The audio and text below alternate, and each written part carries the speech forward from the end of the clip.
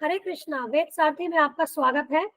हमारी चर्चा चल रही है श्रील प्रभुपाद लीलामृत यथारूप और हमारी आज की चर्चा का विषय है आदि लीला 1.5, जिसमें श्रील प्रभुपाद बता रहे हैं, मुझे याद है जब मैं केवल 1 वर्ष का था, हमारे घर में एक महान संकीर्तन हुआ था और मैं भी नृत्य पार्टी में शामिल हुआ था।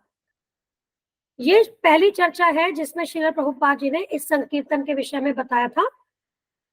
ये चर्चा उनकी श्री दाई निप्पॉन के साथ हुई थी 1972 में टोक्यो में। तो यहाँ पर श्रील प्रभुपाद जी मृत्यु के बाद जीवन, इस तथ्य पे चर्चा कर रहे हैं और वे बताते हैं कि जिस प्रकार से हम जन्म से लेकर या माँ के गर्भ से लेकर जीवन तक के विभिन्न चरणों से गुजरते हैं, तो हम क्यों यह स्वीकार नहीं कर पाते कि मृत्यु के बाद भी कोई जीवन है।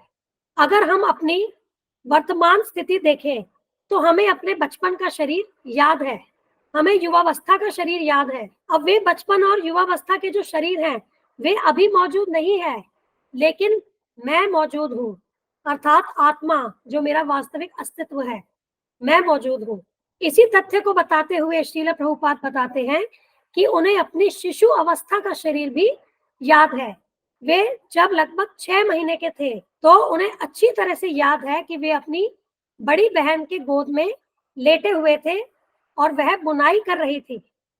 इसके अलावा एक और बात श्रील प्रभुपाद जी बता रहे हैं कि जब वे केवल 1 वर्ष के थे तो उनके घर में एक बहुत बड़ा संकीर्तन हुआ था और जो डांस पार्टी थी उसमें वे भी शामिल हुए थे।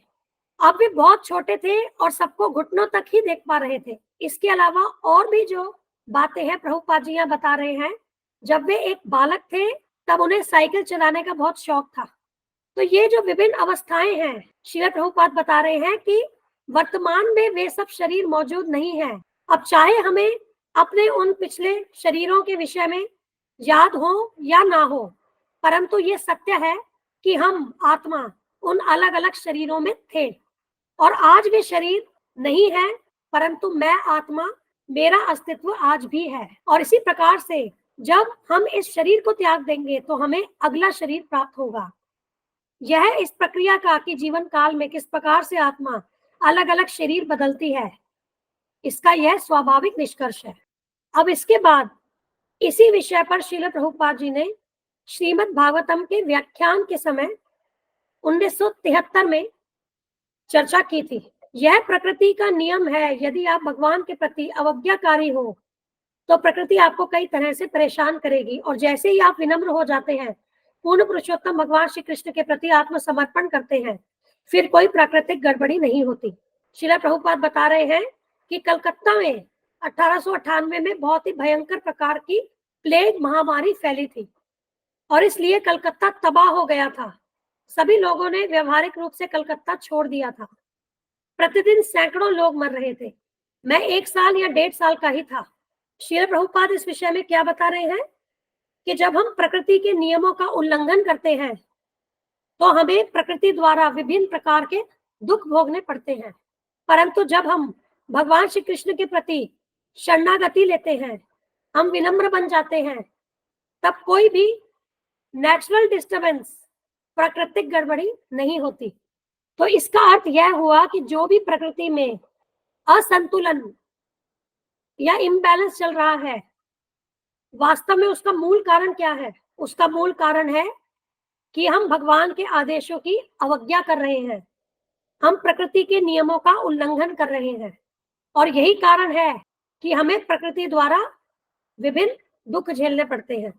तो इसी के फलस्वरूप 1898 में कलकत्ता में एक भयंकर प्लेग महामारी फैली थी और श्रील प्रभुपाद आगे बता रहे हैं, एक बाबा जी ने संकीर्तन का आयोजन किया, हरे कृष्णा संकीर्तन।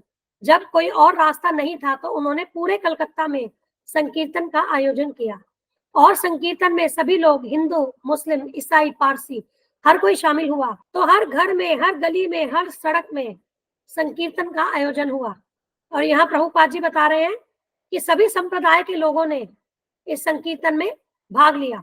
तो प्रभुपाद जी के घर में भी यह संकीर्तन हुआ था और वे बता रहे हैं कि उनके परिवार वालों ने संकीर्तन दल का बहुत अच्छे से स्वागत किया। वहां रोशनी थी और वे बहुत छोटे थे और वे भी उस संकीर्तन पार्टी में नाच रहे थे, परंतु वे सबको घुटनों तक ही देख पा रहे थे। और इस संकीर्तन के फलस्वरूप प्लेग महामारी कम हो गई।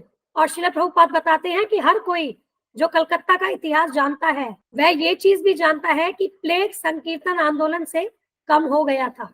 अब यहाँ श्रील प्रभुपाद जी आगे बता रहे हैं, हम यह अनुशंसा नहीं करते कि संकीर्तन का उपयोग किसी भी भौतिक उद्देश्य के लिए किया जाए, यह नाम अपराध है। तो अब ये भी समझने की बात है कि यदि हम संकीर्तन का उपयोग किसी भौतिक उद्देश्य के लिए कर रहे हैं तो इसकी अनुमति नहीं है, क्योंकि भगवान के नाम और भगवान में कोई भेद नहीं है।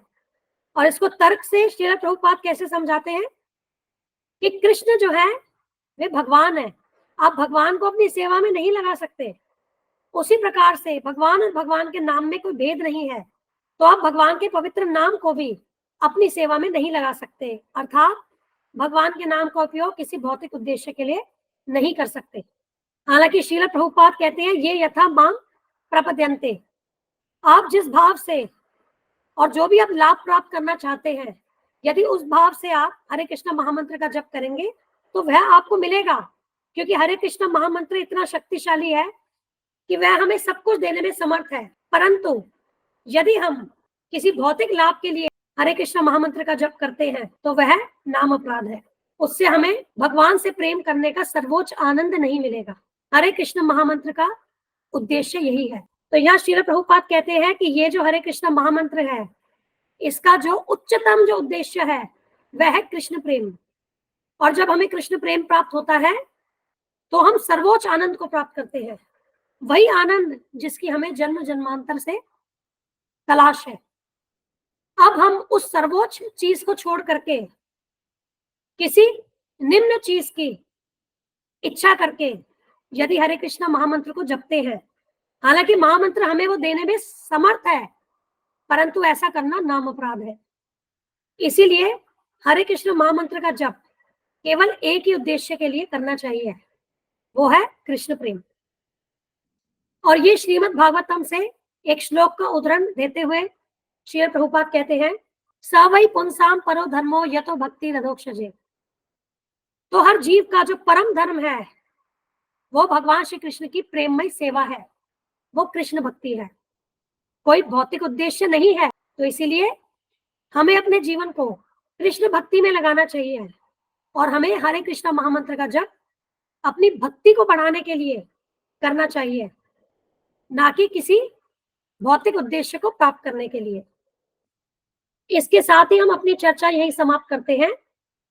हमारी अगली चर्चा का विषय होगा आदि लीला 1.6, जिसमें श्रील प्रभुपाद बता रहे हैं, बचपन में जब मैं 1.5 साल का था मुझे टाइफाइड हो गया था। धन्यवाद। हम यह चैनल और इस पर दी गई समस्त वीडियोस हमारे गुरु महाराज श्री कृष्ण कृपा मूर्ति श्री श्रीमद अभय चरणारविंद भक्तिवेदांत स्वामी ठाकुर श्रील प्रभुपाद जी को समर्पित करते हैं। श्रील प्रभुपाद की जय। धन्यवाद। हरे कृष्णा।